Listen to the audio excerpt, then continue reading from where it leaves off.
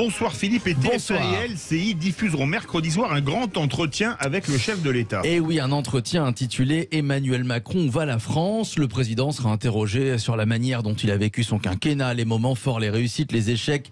Bref, Emmanuel Macron dressera un bilan de son quinquennat et abordera aussi sa vision de l'avenir. Alors, Zemmour donnait un meeting à Villepinte, c'était la semaine dernière. Hidalgo, elle était hier à Perpignan. Et Emmanuel Macron sera donc en meeting mercredi soir dans les studios d'LCI.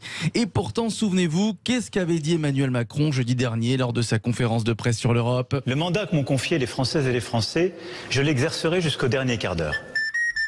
Ah oui. Emmanuel Macron travaillera pour les Français jusqu'au dernier quart d'heure. Oui, mais ça, c'est quand il porte son costume de président. Or, mercredi soir, apparemment, Il est bien votre joueur de pipeau, là. Emmanuel Macron mettra son Chiffre costume de Provence. candidat. Et devinez, tiens d'ailleurs, qui sera sur une chaîne d'infos en continu pendant que le président sera sur TF1 mercredi soir. Valérie Pécresse. L'allocution de Macron coïncidera avec l'intervention télévisée de Valérie Pécresse qui, elle, détaillera ses propositions pour la France.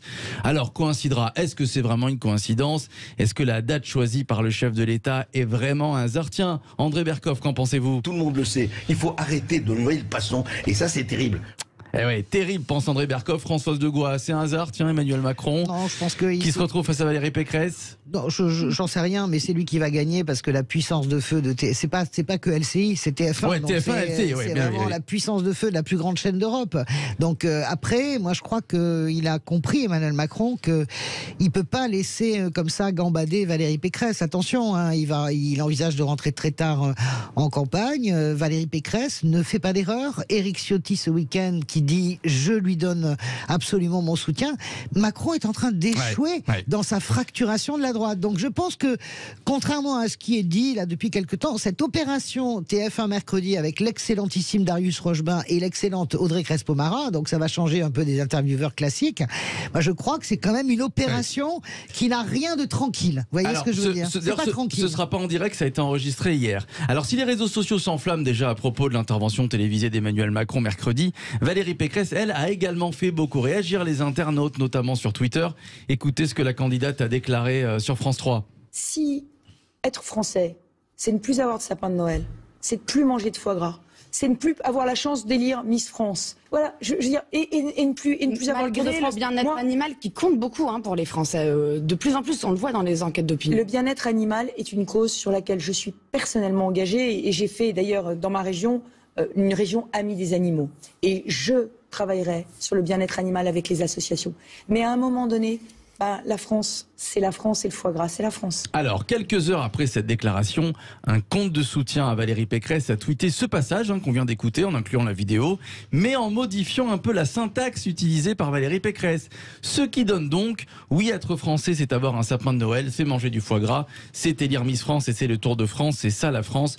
Évidemment, cette déclaration légèrement modifiée a indigné les internautes, certains politiques comme Julien Bayou, par exemple, le secrétaire national d'Europe Écologie Les Verts.